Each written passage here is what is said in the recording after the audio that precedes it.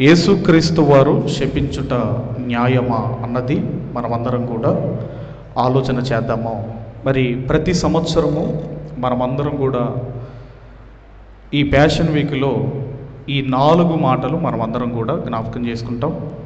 ఈరోజు ఈ మొదటి దినమున మనమందరం కూడా ఆలోచన చేయబోయే అంశము అంజూరపు చెట్టును యేసుక్రీస్తు వారు శపించుట న్యాయమేనా? నేను అడుగుతున్నాను, న్యాయమేనా అని నేను అడుగుతున్నాను. చెప్పండి అమ్మా. అమ్మా చెప్పాలమ్మా, న్యాయమేనా?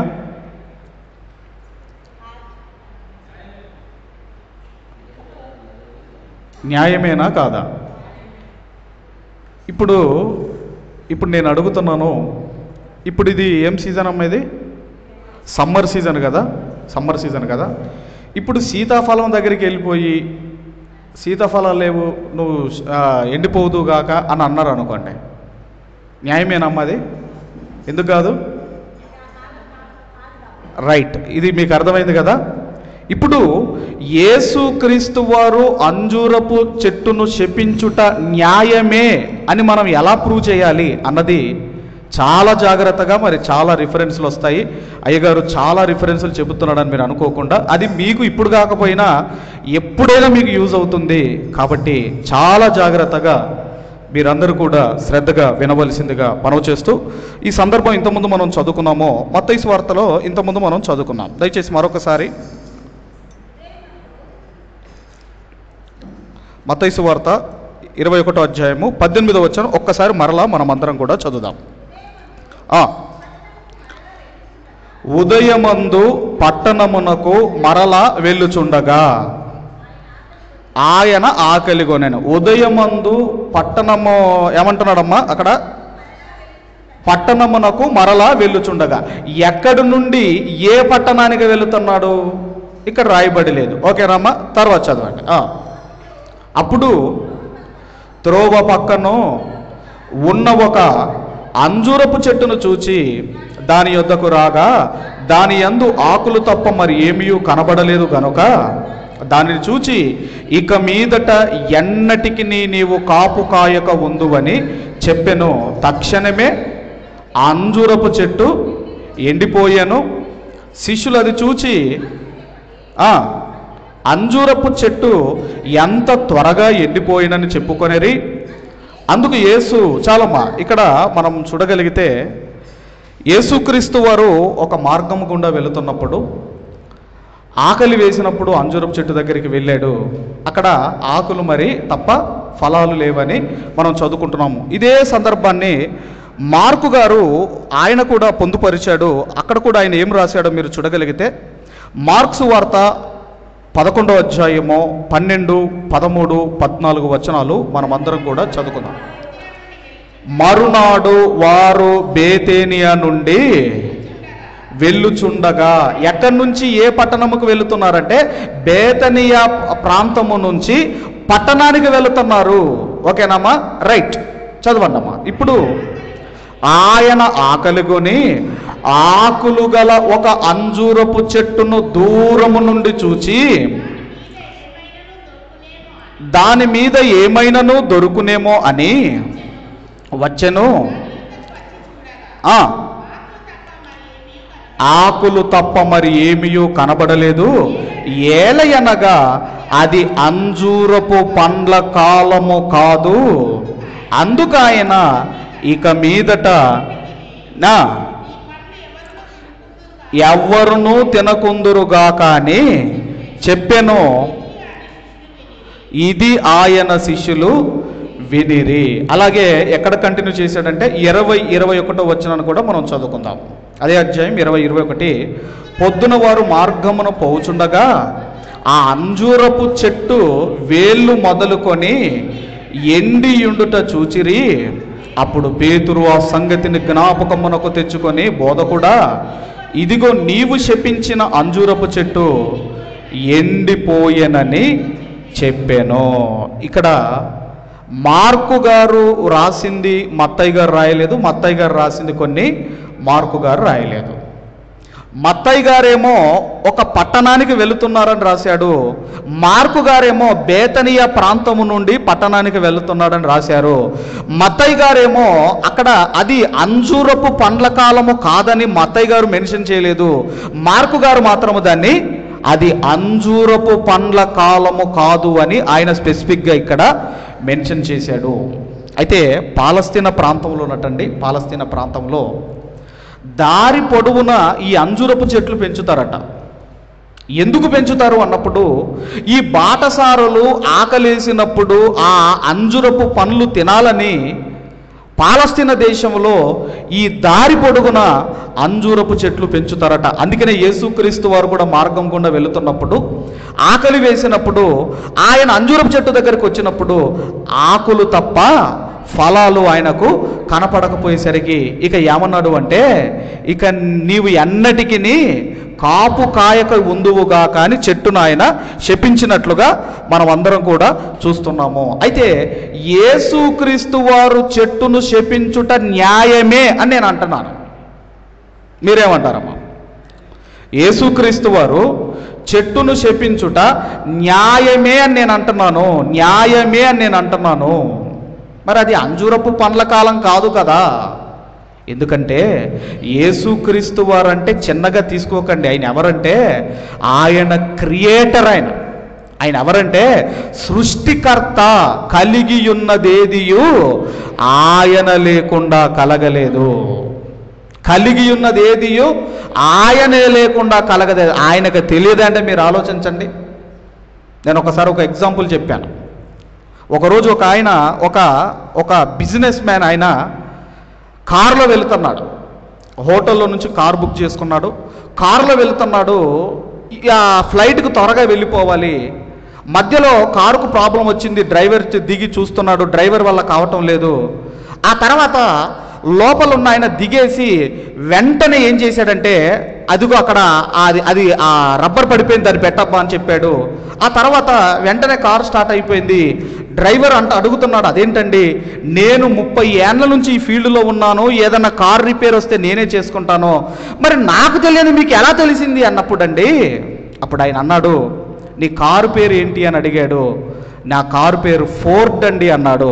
ఆ ఫోర్డ్ ఎవరో కాదు, ఆయన నేనే. అంటే నేను తయారు చేసిన వాడికి ఏం ప్రాబ్లం ఉందో నాకు తెలియదా? ఏందండి, మీరు ఇల్లు కట్టుకుంటే ఎక్కడ ఏ రూమ్ ఉందో ఎక్కడ ఏముందో మీకు తెలియదండి? తెలుసా తెలియదా? అలాగే యేసుక్రీస్తు వారు కూడా కలిగి ఉన్నదేదియు ఆయన లేకుండా కలగలేదు. కాకపోతే లేఖనములను అపార్థం చేసుకోవటం వల్ల ఏం జరుగుతుందంటే యేసుక్రీస్తు వారు ఏదో పొరపాటు చేశాడు అనుకుంటున్నారు. కానీ మనం ఆలోచన చేయగలిగితే యేసుక్రీస్తు వారు అంజూరపు చెట్టును శపించుట న్యాయమే. న్యాయమే. ఎలా న్యాయము అన్నప్పుడు, ఈ అంజూరపు చెట్టుకు ఒక గుణం ఉంది. ఏ గుణం ఉంది అన్నప్పుడు ప్రకటన గ్రంథము అందరూ కూడా దయచేసి, అంతకంటే ముందు మరొక వచనం కూడా మనము అంతకంటే ముందు ఒక వచనాన్ని మనం చదువుకుందాము. ఈ అంజూరపు చెట్టు ఎప్పుడు ఫలిస్తుందో కూడా దేవుడు చెప్పాడు. మత్తయి సువార్త 22వ అధ్యాయం 29వ వచనం చదువుకుందాం దయచేసి. ముందుగా మత్తయి సువార్త 22. అమ్మ చదువురా.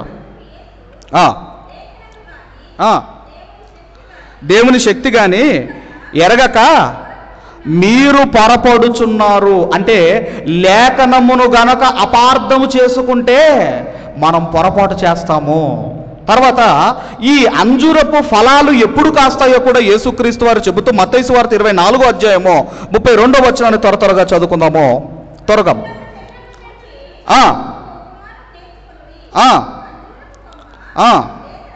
లేతదై చిగురించినప్పుడు వసంతకాలము ఇంకా సమీపముగా ఉన్నదని మీకు తెలియను. అంటే ఈ అంజూరపు ఫలాలు ఎప్పుడు వస్తాయి అంటే వసంతకాలములో వస్తాయి. అదే రిఫరెన్స్ మరి లూకాసు వార్త 21వ అధ్యాయము 29వ వచనంలో కూడా ఉంది.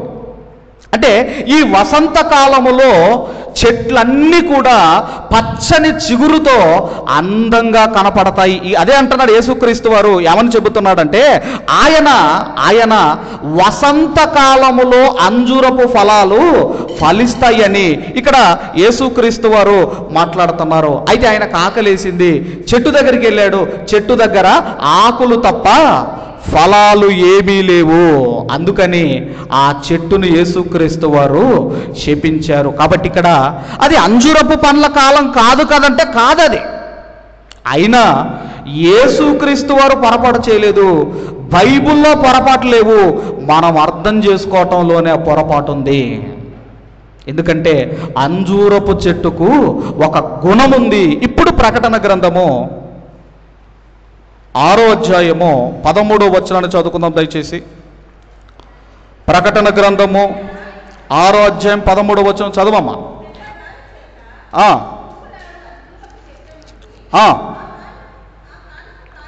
అకాలపు కాయలు రాలునట్లు, అకాలపు కాయలు రాలునట్టు అంటే ఈ అంజూరపు చెట్టుకు అకాలపు ఫలాలు కాస్తాయట. అకాలపు ఫలాలంటే కాలము కాని కాలములో ఫలించే గుణము కలిగిన చెట్టు ఈ అంజూరపు చెట్టు. అదే విషయాన్ని నహూము గారు కూడా ఆయన కూడా పొందుపరిచాడు. నహూము గ్రంథము 3వ అధ్యాయము 12వ వచనాన్ని మనం అందరం కూడా చదువుకుందాము. నహూము గ్రంథము 3వ అధ్యాయము దయచేసి 12వ వచనాన్ని మనం అందరం కూడా 3:12 చదవండి. అయితే నీ కొట్లన్నీయు అకాలపు పండ్లు గల అంజూరపు చెట్టు వలె ఉన్నవి. అకాలపు పండ్లు గల అంజూరపు చెట్టు వలె ఉన్నవి అంటున్నాడు. అంటే ఈ అంజూరపు చెట్టుకు ఏ గుణం ఉంది అంటే కాలము కాని కాలములో కాసే గుణము కలిగిన చెట్టే ఈ అంజూరపు చెట్టు. అందుకే అంజూరపు చెట్టు దగ్గరికి వెళ్ళాడు, ఆకులు తప్ప ఏమీ కనపడలేదు. అంటే కాలము కాని కాలములో కాయలు లేవంటే సకాలములో కూడా దీనికి కాయలు రావని దాని అర్థము. బాగా వినండి మాట. ఏమాటండి? కాలము కాని కాలములో కాయలు లేవు అంటే సకాలములో కూడా ఆ అంజూరపు చెట్టు కాయలు కాయదు అని మనం అర్థం చేసుకోవచ్చు. దాని అర్థం అదే. అందుకే యేసుక్రీస్తు వారు ఏం చేశాడు అంటే అంజూరపు చెట్టును శపించాడు. మరి ఇప్పుడు మనం ఆలోచన చేయగలిగితే దీన్ని బట్టి మనం ఏమి నేర్చుకోవాలి అన్నప్పుడు అండి, ఇప్పుడు అంజూరపు చెట్టుకు ఆకులున్నాయి కానీ ఏమి లేవండి, ఫలాలు లేవు. ఆకులున్నాయి కానీ ఫలాలు లేవు. మరి ఈ ఆకులు దేనికి పోలికగా ఉన్నాయి, ఫలాలు దేనికి పోలికగా ఉన్నాయి అంటే అంజూరపు చెట్టుకున్న ఆకులు ఏవైతే ఉన్నాయో అవి దేనికి సాదృశ్యముగా ఉన్నాయి అంటే నకిలీ క్రైస్తవులకు సాదృశ్యముగా ఉన్నాయి. ఆకులు దేనికి సాదృశ్యంగా ఉన్నాయమ్మా? నకిలీ క్రైస్తవులకు, డూప్లికేట్ క్రైస్తవులకు సాదృశ్యంగా ఉన్నాయి. ఎంతమంది ఈ నకిలీ క్రైస్తవ్యంలో కూడా ఎలాంటి వారు, అందులో మళ్ళీ గ్రూప్ మీరు ఆలోచన చేయగలిగితే నంబర్ 1 మొదటి గ్రూప్ ఏంటంటే మేము పుట్టుకతో క్రైస్తవులం అనేవారు. నకిలీ క్రైస్తవులో మొదటి గ్రూప్ ఎవరండి? పుట్టుకతో క్రైస్తవులం అండి అనండి. మీరు ఆలోచన చేయగలరు, పుట్టుకతో ఎవ్వరు ఉండరండి క్రైస్తవులు. మా తాత క్రైస్తవుడు, మా నాన్న క్రైస్తవుడు, నేను క్రైస్తవుడుగా నువ్వు ఎప్పుడు మారతావంటే ఎప్పుడైతే బ్యాప్టిజం తీసుకుంటావో అప్పుడు నీవు క్రైస్తవుడు అనబడతావు. బ్యాప్టిజం తీసుకోకపోతే నీవు క్రైస్తవుడవు కాదు. కాబట్టి పుట్టుకతో ఎవ్వరు కూడా క్రైస్తవులు కాదు. అర్థమైందండి? కానీ వీళ్ళు ఏమని చెప్పుకుంటారు? మేము పుట్టుకతో క్రైస్తవులు అని చెప్పుకుంటారు. వీళ్ళు ఎవరంటే నకిలీ క్రైస్తవులో ఉన్నవారు. తర్వాత రెండో గ్రూప్ వాళ్ళు ఎవరు అన్నప్పుడు అండి నామకార్థ క్రైస్తవులు. ఈ నామకార్థ క్రైస్తవులు వీళ్ళు పేరు మార్చుకుంటారు, వీళ్ళు బట్టలు మార్చుకుంటారు, కానీ జీవితాన్ని, బ్రతుకును వాళ్ళు మార్చుకోరు. ఎందుకంటే మార్చుకోవలసింది జీవితాన్ని. మార్చుకోవలసింది బ్రతుకును మార్చుకోవాలి. అందుకే ప్రకటన గ్రంథంలో ఉంటుంది, వాళ్ళట అక్కడ ఉన్నవారట క్రీస్తు రక్తములో తమ బ్రతుకులు ఉతుక్కొని తెలుపు చేసుకున్నారు అని మనం చదువుకుంటాము. కాబట్టి ఏం మారాలి అన్నప్పుడు నీ బ్రతుకు మారాలి. ఏం మారాలి అన్నప్పుడు నీ జీవితం మారాలి. నీ జీవితం మారాలి. అందుకే నామకార్థ క్రైస్తవులు పేరు మార్చుకుంటారు, బట్టలు మార్చుకుంటారు, కానీ మార్చుకోవలసింది బ్రతుకు మార్చుకోవాలి. ఇది రెండవ గ్రూప్ అయితే, ఇక మూడవ గ్రూప్ మనం ఆలోచన చేయగలిగితే మూడవ వాళ్ళు ఎవరంటే మత శాఖలకు చెందిన వారు. కొన్ని మత శాఖలు ఉన్నాయి కదా, ఎన్ని ఉన్నాయంటే ప్రపంచంలో ఎన్ని ఉన్నాయంటే 3000 మత శాఖలు ఉన్నాయి, కొన్ని లక్షల సంస్థలు ఉన్నాయి. ఈ మత శాఖలు ఏవైతే ఉన్నాయో మీరు ఆలోచన చేయగలిగితే ఇవి తండ్రి నాకిట్టిన మొక్కలు కాదు, ఇవి తండ్రి నాటని మొక్కలు. ఈ మత శాఖలకు చెందినవారు బైబిల్లో ఏదన్నా పట్టించుకోరండి. వాళ్ళకు కొన్ని రూల్స్ రెగ్యులేషన్ ఇక అదే ఫాలో అవుతూ ఉంటారు. అందుకే ఈ మూడో గ్రూప్ ఎవరు అన్నప్పుడు మత శాఖలకు చెందినవారు. ఇక నాలుగో గ్రూప్ ఎవరు అన్నప్పుడు అండి వేషధారులైన క్రైస్తవులు. నాలుగో గ్రూప్ ఎవరండి? వేషధారులైన క్రైస్తవులు ఎలా ఉంటారంటే సంఘములో మాత్రమే భక్తిగా నటిస్తారు, బయటికి వెళ్తే మళ్ళీ మామూలే. సంఘంలో మాత్రము భక్తిగా నటిస్తారు. అందుకే వీళ్ళని ఏమన్నారు అంటే వేషధారులైన క్రైస్తవులు అన్నారు. తర్వాత ఐదో గ్రూపు ఎవరన్నప్పుడు అండి ఆదివారము క్రైస్తవులు. ఎవరండి వీళ్ళు? ఐదో గ్రూపులో ఉన్నది ఎవరండి? ఆదివారము క్రైస్తవులు.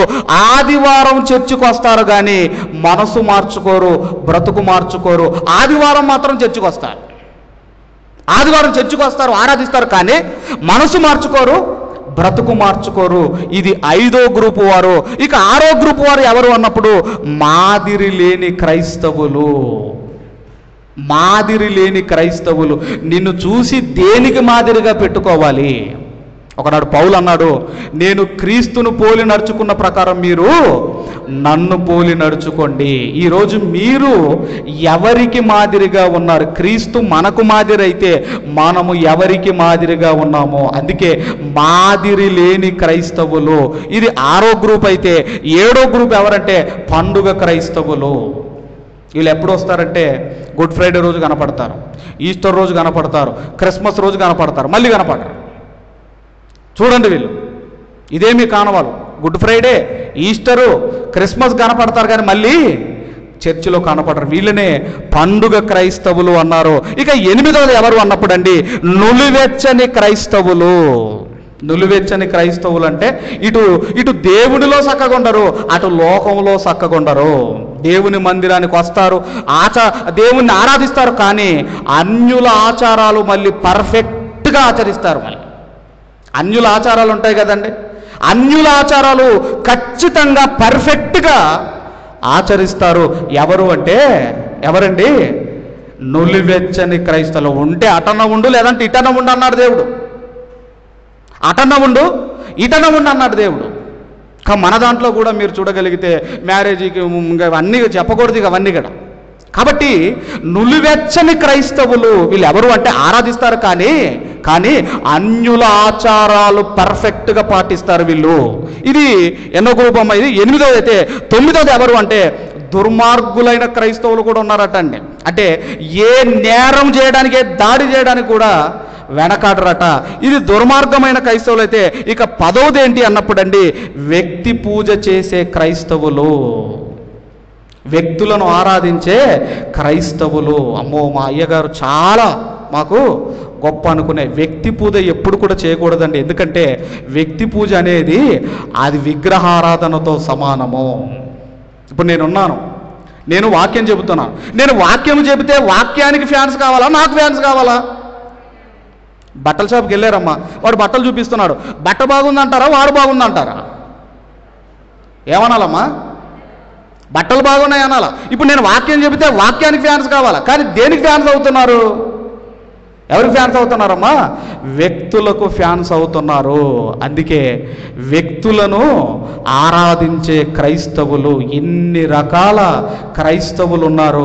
వీళ్ళందరూ ఎవరు అంటే అంజూరపు చెట్టుకున్న ఆకుల లాంటి వారు.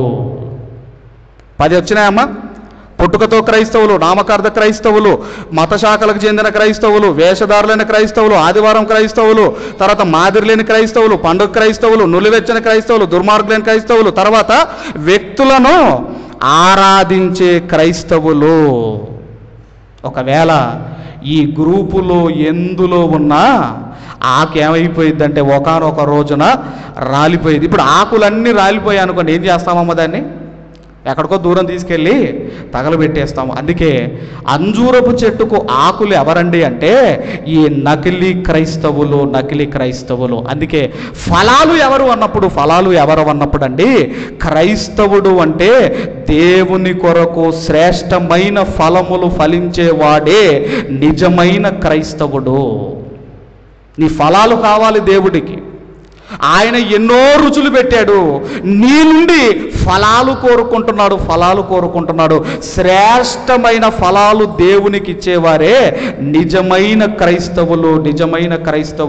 అందుకే దేవుడు ఏమని అంటున్నాడో మీరు చూడగలిగితే, రోమిలకు రాసిన పత్రిక దయచేసి 7వ అధ్యాయము, అపోస్తలుడైన పౌలు గారు రోమిలకు రాసిన పత్రిక 7వ అధ్యాయము 4వ వచనాన్ని మనం అందరం కూడా చదువుకుందాము.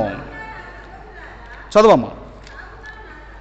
కావున నా సహోదరులారా, మనము దేవుని కొరకు ఫలములు ఫలించున్నట్లు. ఎవరి కొరకు? క్రైస్తవులారా ఫలములు ఫలించాలి. దేవుని కొరకు మీరు ఫలములు ఫలించాలి. మరి ఏ ఫలములు ఫలించాలండి? ఏ ఫలములు ఫలించాలి దేవుని కొరకు అంటే, మీకు ఆత్మ ఫలములు తెలుసని నాకు తెలుసు, ఇంకా చాలా ఉన్నాయి ఫలాలు, అది చెప్తారని నాకు తెలుసు. ఒక ఆత్మ ఫలములే కాదు, చాలా ఉన్నాయి ఫలాలు. ఒక్కొక్కటి చెబుతాను, చాలా జాగ్రత్తగా రాసుకోండి. ముందుగా దేవుని కొరకు ఏ ఫలాలు ఫలించాలి అన్నప్పుడు మత్తయి సువార్త 7వ అధ్యాయము 3వ అధ్యాయం 7వ వచనం చదువుకుందాం దయచేసి. మత్తయి సువార్త 3వ అధ్యాయము 7వ వచనాన్ని చదువుకుందాము. సద్దుకైలలోను అనేకులు బాప్తిస్మము పొందవచ్చుట చూచి, సర్ప సంతానమా అంటే పాము పిల్లలారా, రాబో ఉగ్రత నుండి తప్పించుకొనుటకు మీకు బుద్ధి చెప్పిన వాడు ఎవడు? మారు మనస్సుకు తగిన ఫలములు ఫలించుడి. మారు మనస్సుకు తగిన ఫలములు ఫలించండి అంటున్నాడు. ఒకవేళ నేను మారాను అంటే మారిన మీలో ఏం కనబడాలటమ్మా?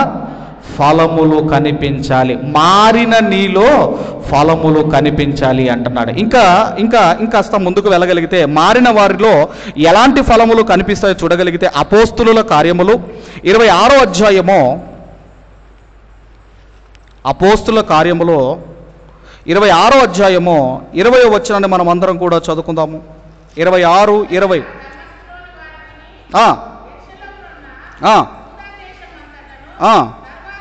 తర్వాత అన్యజనులకును వారు మారు మనస్సు పొంది దేవుని తట్టు తిరిగి మారు మనస్సునకు తగిన క్రియలు చేయవలనని ప్రకటించుచుంటిని. మారు మనస్సుకు తగిన క్రియలు, ఆ ఫలాలు, ఆ క్రియలు మనలో కనబడాలి. మారు మనసు అంటే ఏంటమ్మా? మరి మారు మనసు అంటే ఏంటండి? చెప్పాలమ్మా. మారు మనసు అంటే ఏంటి? మారు మనసు అంటే లోకములో ఉన్న మన మనస్సును దేవుని వైపుకు త్రిప్పుకోవటమే మారు మనసు. లోకంలో ఉన్నాము అన్నీ మరి లోకంలో ఉన్నప్పుడు ఎలా ఉంటుందో ఇప్పుడు దేవునిలోనికి వచ్చిన తర్వాత మళ్ళీ లోకంలోకి వెళ్ళకూడదు. అందుకే మారు మనస్సుకు తగిన ఫలములు అంటే క్రియలు మీలో కనబడాలి అంటున్నాడు. ఇప్పుడు పొట్టి జక్కయ్య ఉన్నాడమ్మా, పొట్టి జక్కయ్య ఉన్నాడు. యేసుక్రీస్తు వారు వెళ్ళగానే మనసు మార్చుకున్నాడు. ఏమన్నాడంటే, నేను ఎవని యొద్దనైనను అన్యాయముగా తీసుకుంటే 4 గంతలు చెల్లిస్తాను అన్నాడు. అన్నాడా? అనలేదా? అది ఏంటంటే అది నిజమైన మారు మనసు. ఒక పాపాత్మురాలైన స్త్రీ యేసుక్రీస్తు వారు అన్నారు. ఏమన్నారు అంటే, అమ్మా ఇక పాపము చెయ్యకు అన్నాడు. ఆమె లైఫ్లో పాపము చెయ్యలేదండి. అంటే దాన్ని ఏమనుకోవచ్చు మనము? మారు మనసు. ఒకవేళ నేను మారు మనసు పొందుకున్నాను అని ఒకవేళ మనం అనుకుంటే మారు మనసుకు తగిన ఫలములు మనలో కనబడాలి.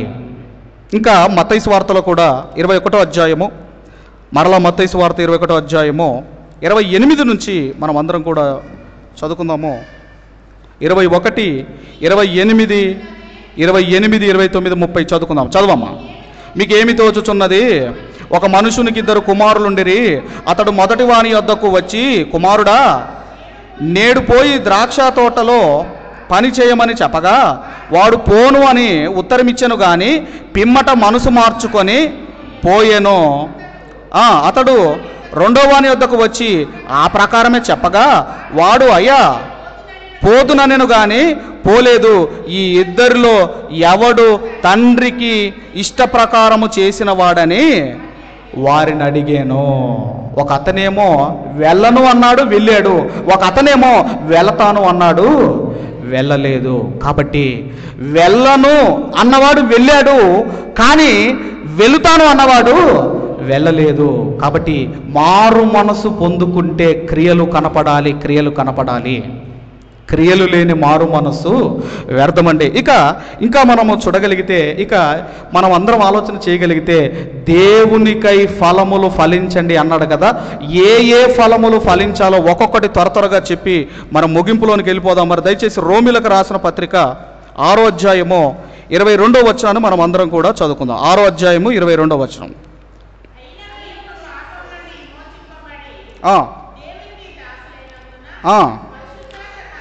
పరిశుద్ధత కలుగుటయే మీకు ఫలము, దాని అంతము నిత్య జీవము. ఏమంటున్నాడండి? పరిశుద్ధత కలుగుటయే దాని ఫలము. అంటే మీలో దేవునికి ఏ ఫలము కనిపించాలి అంటే, ఒకవేళ మీరు మారు మనసు పొందుకున్నవారు అయితే మీలో ఫలాలు కనిపించాలి, క్రియలు కనిపించాలి. ఏం కనిపించాలి అంటే నంబర్ 1 చెబుతున్నాడు, పరిశుద్ధత అనే ఫలము కనిపించాలి. ఏంటిదండి? ఏం కనిపించాలి? పరిశుద్ధత. అంటే దేవుడు అన్నాడు, నేను పరిశుద్ధుని గనక మీరును పరిశుద్ధులై ఉండి అన్నాడు. నేను పరిశుద్ధుని, మీరు ఎలా ఉండాలి అంటే మీరు పరిశుద్ధులై ఉండాలి. అందుకే మొట్టమొదటిది ఏంటంటే పరిశుద్ధత అనే ఫలము దేవునికి మనం ఫలించాలి. ఇది మొదటిదైతే, రెండోది మీరు చూడగలిగితే హెబ్రీలకు రాసిన పత్రిక 13వ అధ్యాయము, హెబ్రీలకు రాసిన పత్రిక 13వ అధ్యాయము దయచేసి 15వ వచనాన్ని మనం చదువుకుందాం. 15వ వచనాన్ని మనం చదువుకుందాం. చదవమ్మా. కాబట్టి ఆయన ద్వారా మనము దేవునికి ఎల్లప్పుడూ స్తుతియాగము చేయుదుము, అనగా ఆయన నామమును ఒప్పుకొనుచు జివ్వ ఫలములు అర్పించదము. రెండవ చెబుతున్నాడు, ఏ ఫలములటండి? జివ్వ ఫలములు. జివ్వ అంటే ఏంటండి? నాలుక ద్వారా వచ్చే ఫలములు. అంటే మనం బైబిల్ చదవటం కానివ్వండి, ప్రార్థన చేయటం కానివ్వండి, వాక్యం చెప్పటం కానివ్వండి, ఆ తర్వాత ప్రార్థన చేయటం కానివ్వండి, పాటలు పాడటం కానివ్వండి, ఈ నోరుతో దేవునికై మనం చేసే ప్రతిదీ కూడా జివ్వ ఫలములు. మొట్టమొదటిది పరిశుద్ధత అనే ఫలమైతే, రెండవది జివ్వ ఫలములు. దేవునికి మీరు ఫలించాలి. ఈ నోరుతో స్తుతించాలి, ఈ నోరుతో మనం బైబిల్ చదవాలి, ఈ నోరుతో ప్రార్థన చేయాలి, ఈ నోరుతో వాక్యాన్ని ప్రకటించాలి, ఈ నోరుతో దేవుని గురించి మనము చెప్పాలి. దాన్నే జివ్వ ఫలములు మీరు ఫలించాలి అంటున్నాడు. ఇది రెండవదైతే. మూడవది మీరు చూడగలిగితే, మీరు అన్నది గలతీలకు రాసిన పత్రిక 5వ అధ్యాయం 22వ వచనంలో అక్కడ 9 ఆత్మఫలములు మనకు కనబడుతున్నాయి. చదవమ్మ త్వరతో. ఆత్మఫలములు ఏమనగా ప్రేమ, సంతోషము, సమాధానము, దీర్ఘశాంతము, దయాలత్వము, మంచితనము, విశ్వాసము, సాత్వికము, ఆశా నిగ్రహము, ఇట్టి వాటికి చాలమ్మా. ఎన్ని చెప్పాడమ్మా? ఇక్కడ మరొక 9 యాడ్ చేస్తున్నాడు. పరిశుద్ధత 1, జీవఫలం 2 అయితే ఇవి 9. మొత్తం ఎన్ని అయ్యాయి ఇప్పుడు? 11 ఫలాలు అయ్యాయి. మరొక ఫలాన్ని కూడా మీరు చూడగలిగితే ఎఫెసీయులకు రాసిన పత్రిక 5వ అధ్యాయము, దయచేసి అందరూ కూడా ఎఫెసీయులకు రాసిన పత్రిక 5వ అధ్యాయము 9వ వచనాన్ని చదువుకుందాం. 5:9 చదవమ్మా. వెలుగు ఫలము సమస్త విధములైన మంచితనము. అంటే మూడవది తర్వాత ఇప్పుడు ఎన్నోదండి ఇది? 12వది చెబుతున్నాడు. వెలుగు ఫలము, వెలుగు ఫలము. అందుకే మనల్ని ఏమన్నాడు అంటే, మీరు లోకమునకు వెలుగై ఉన్నారు, మీరు లోకమునకు వెలుగై ఉన్నారు అన్నాడు. కాబట్టి మనం ఏ ఫలం ఫలించాలి అంటే వెలుగు ఫలము ఫలించాలి, వెలుగు ఫలము ఫలించాలి. నిత్యము దేవుని కొరకు మనము వెలుగుతూ ఉండి అనేకులను వెలిగించే వెలుగు ఫలం మనం ఫలించాలి అని చెబుతున్నాడు. తర్వాత ఫిలిప్పీలకు రాసిన పత్రిక 1వ అధ్యాయము 11వ వచనాన్ని మనం అందరం కూడా చదువుకుందాము. 1వ అధ్యాయము చదవమ్మా.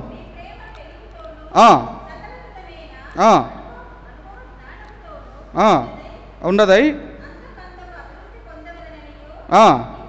ఇందువలన దేవునికి మహిమయు స్తోత్రము కలుగునట్లు మీరు యేసు క్రీస్తు వలనైన నీతి ఫలముతో నిండుకొనిన వారై క్రీస్తు దినము వరకు నిష్కపటులను నిర్దోషులను కావాలననియు ప్రార్థించుచున్నాను. ఇక్కడ మీరు ఆలోచన చేయగలిగితే నీతి ఫలము ఫలించాలి. ఎక్కడున్నా నీతిగా బ్రతకండి. నీతిగా బ్రతకటమే. నీతి అంటే ఏంటండి? మళ్ళీ నీతి అంటే ఏంటండి? అబ్రహాము దేవుని నమ్మేనో అది అతనికి నీతిగా ఎంచబడెను. ఏదైతే దేవుడు చెయ్యమన్నాడో దాని ప్రకారం నువ్వు బ్రతుకుతున్నావు అంటే నీతి ఫలము, నీతి ఫలము. అదే ఆమోసు గ్రంథంలో కూడా ఈ నీతి ఫలం గురించి మాట్లాడుతూ ఆమోసు గ్రంథం 6వ అధ్యాయము 11వ వచనాన్ని త్వరగా మనం చదవగలిగితే, మా టైం అయిపోయింది, త్వరగా ఆమోసు గ్రంథము 6వ అధ్యాయం 11వ వచనం.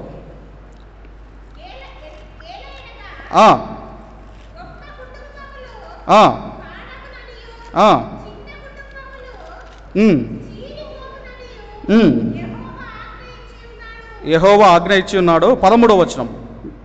13 న్యాయమును ఘోరమైన అన్యాయముగాను నీతి ఫలములను, నీతి ఫలములను, నీతి ఫలములను అంటే దేవుని కొరకు మనము నీతిగా బ్రతకాలండి. ఎక్కడ నుండండి మీరు నీతిగా మీరు బ్రతుకుతున్నారు అంటే నీతి ఫలములు మనము దేవుని కొరకు మనము ఫలిస్తున్నాము అని దాని అర్థము. ఇంకోటి కూడా మీరు రిఫరెన్స్ రాసుకోండి, ఇవన్నీ మనకు టైం లేదు కనుక. రోమాపత్రిక 1వ అధ్యాయం 13వ వచనంలో సువార్త ఫలములు మనం ఫలించాలటండి.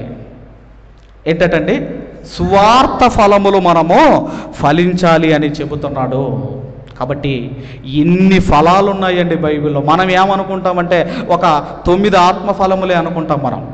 కానీ ఇన్ని ఫలాలు ఉన్నాయి. ఇన్ని పరిశుద్ధత, జీవ ఫలములు, 9 ఆత్మఫలములు, తర్వాత నీతి ఫలము, తర్వాత వెలుగు ఫలము, సువార్త అనే ఫలము, ఇన్ని రకాల ఫలములు మనకు కనబడుతున్నాయి. కాబట్టి మనకి ఏం నేర్పిస్తున్నాడు అన్నప్పుడు, మరి మనం ఏం నేర్చుకోవాలి అన్నప్పుడు మత్తయి సువార్త 7వ అధ్యాయము 19, మత్తయి సువార్త 7వ అధ్యాయం 17 నుంచి 19 వరకు త్వరగా చదువుకుందాము. చదవమ్మా. మంచి చెట్టు మంచి ఫలములు ఫలించును, పనికి మాలిన చెట్టు కాని ఫలములు ఫలించును.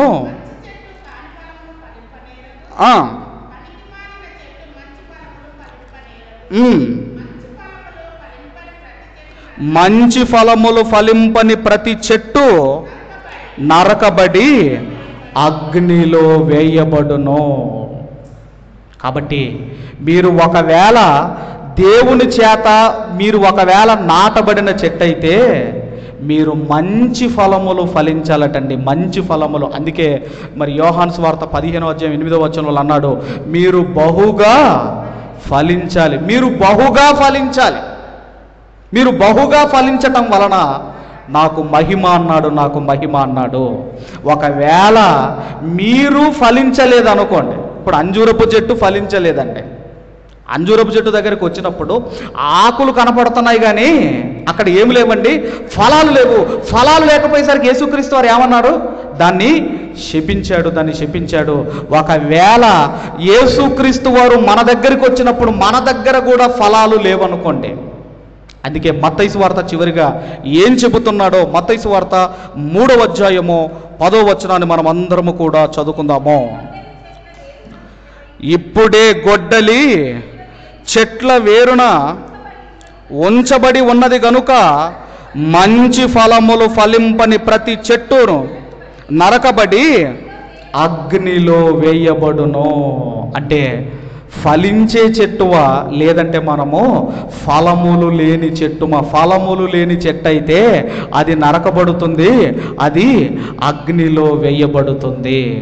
ఇంతకీ చెట్టు గురించి కాదండి, ఎవరి గురించి చెబుతున్నాడంటే మన గురించే చెబుతున్నాడు. ఒకవేళ మనము కూడా ఆకులాగా ఉన్నామనుకోండి, మనల్ని కూడా ఏమన్నాడు అంటే, శపించబడిన వారలారా మీరును అపవాదికిని వానికి దూతలకు సిద్ధపరిచిన నిత్యాగ్ని దండలలోనికి వెళ్ళండి.